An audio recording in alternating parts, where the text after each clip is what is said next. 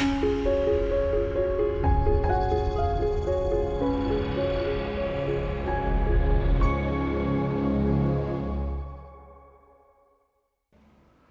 welcome back to my podcast. Again, it's a pleasure to be talking to you about aspects of what it is to be the other. Last time we looked at narcissism and how that forms a sense of otherness, and we started to touch on the echo, that sort of echo position that we can be drawn into playing out if we're not careful. Now, how I'm going to start this session, I think, is by telling you a little bit about echo's role in the story of Narcissus. Now, this comes in the third book of this is Ovid's Metamorphoses, if I remember rightly. And in this section, Narcissus is wandering through some woods somewhere, and Echo's hiding herself away. And how it goes is Narcissus hears something in the undergrowth and calls out to her. And Echo stumbles over her words in reply, only be able to repeat back certain types of words that she's heard. So, for example, he says, "Who's there?" And all she can say is "there" in return. She's hiding away, one, because she loves him, but of course she's also slightly wary and afraid of him. And at the end, she starts to withdraw and Narcissus goes along on his way. Now, that section of the story I think is hugely important when we look at the role of Echo and narcissism, and also the role of Echo in the formation of the other. Now, where do we see echoes in real life? And in particular in relationship to the narcissist. The first example I've got for you perhaps, probably we've all seen this. I remember there was a newspaper report the other day about Donald Trump in the Oval Office talking with all of his people around him, and they were all sort of saying how wonderful he is, what a good job he's doing, how it's the best experience of their lives. Now, I'm not here to criticize Mr. Trump. What he does is his business. But what I will say is this. Those other people around there are in their echo position. Now, they may not really want to say what they're saying. They may want to say many different things, but they're not necessarily allowed to because they've got to reflect back the words and the requirements of the narcissist at the top of the table. That's an example of the echo position. So it's important to recognize that actually the echo has a huge role to play in reflecting back to the narcissist how wonderful and how special and how great they are, bolstering their sense of superiority, grandiosity, whatever else it might be.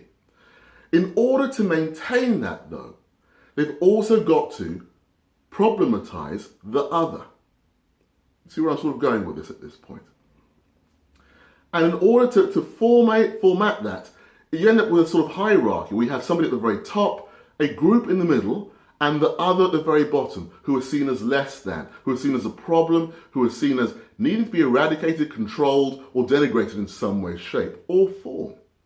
This can happen in many different ways. We've talked about this, the ostracization of the other, building walls around the other, cutting off trade with the other, all sorts of ways to actually move the other out of the way. But it's also hugely important to recognize that the other can also take on the role of the echo for that narcissistic majority. Hugely important to recognize this. And we said in the last session, how it might do this is many different ways, from changing one's name to taking on the characteristics of that majority, the characteristics that it believes will help it to fit in and be part of that whole. But all they ultimately end up doing is reflecting back to the majority their own sense of superiority. And also, whilst they do this, they have to engage in a sense of, or in a type of, self or unconscious prejudice, where you actually denigrate that which is core to who you are in order to become the echo.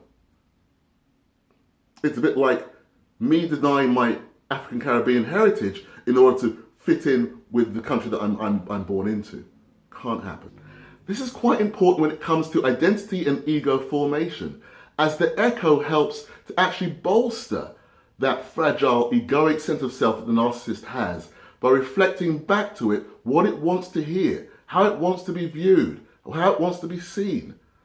It's no longer threatened by the other, which has been pushed out into the distance, but it is reformed and reformatted by a sense of the echo that surrounds it.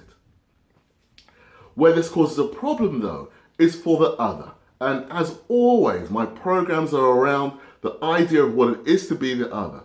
In this case, given that there's a barrier between it and the majority held by the echo, its own sense of identity and sense of self is questionable, or can be questionable.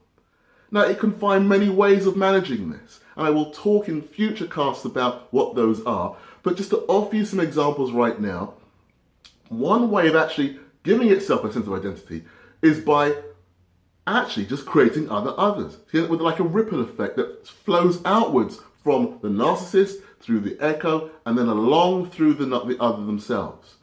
Examples of this, for example, come from, let's say, I'm from the BME community, and we're very keen on civil rights and having equal rights to the majority. Now, that's all well and good, but when we also choose to silence the BME LGBT community, then we are creating other others and not really being true to what a sense of equality and equity actually means. Now, I think I've said enough about the echo position for 1 week. I'm going to leave it there. We may well come back to these over time. Like I said, narcissism and the echo are huge topics, and I can't really cover them in 10, 12 minutes of a podcast on YouTube. I'll come back to these at some point in the near future, but as always, keep sending me your messages, keep subscribing, and keep connecting with myself on Facebook, on Twitter, and wherever else you find me. I've got my own website, the link is down below. As always, I look forward to working with you. Take good care. Bye-bye.